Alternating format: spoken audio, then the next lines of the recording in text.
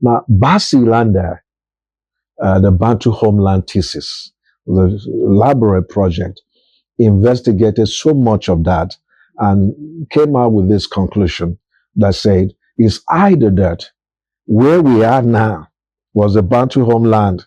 We're looking far back to 7th century AD.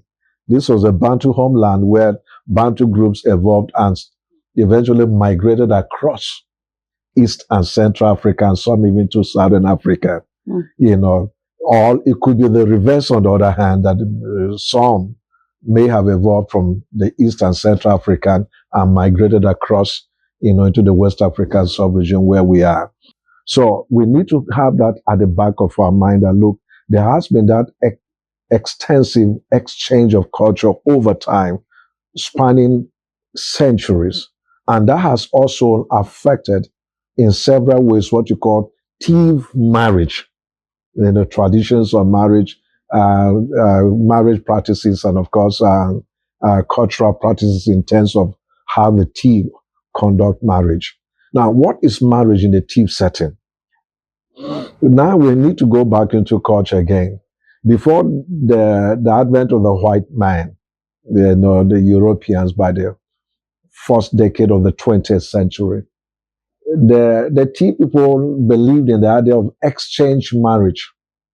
And what that simply meant was that you needed a corresponding sister or daughter to exchange to get a wife. I will explain that. Okay. If I was going to marry from your end, right? Yes. Then I will have to bring my sister or my daughter, go to your end, and then of course exchange her for a woman. Like a barter system. Yeah, not really trade by barter. Let's be very careful, because trade by barter is more or less commodity and commercial driven.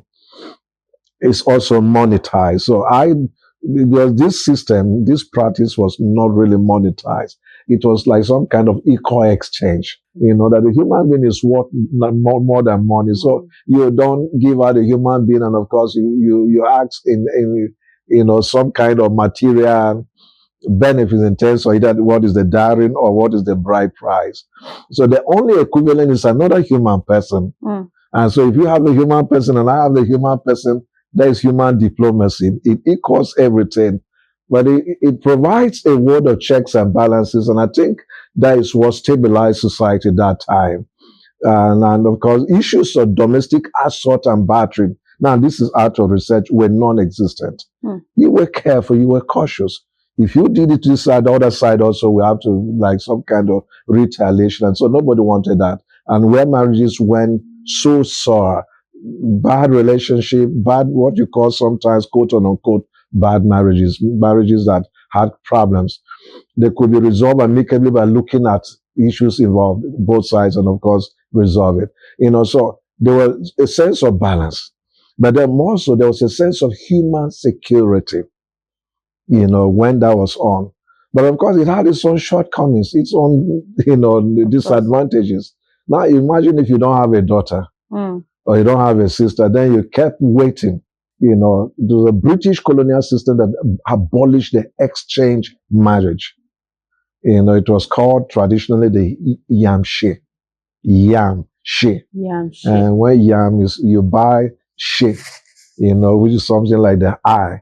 Okay. Fine. So they abolished that and say, no, as far as they were concerned, it's common with all of British policies in Africa. They say, no, that was barbaric. That was uncivilized. And of course, these were people who were savages practicing that kind of unbarbaric system, according to them.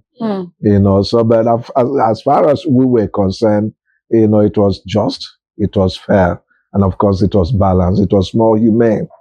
So now replace the Yamshe system, the exchange system, with, the current policy of the dowry, where if you find a woman and you want to marry the woman, you have to pay a dowry in European currency. And so marriage became monetized.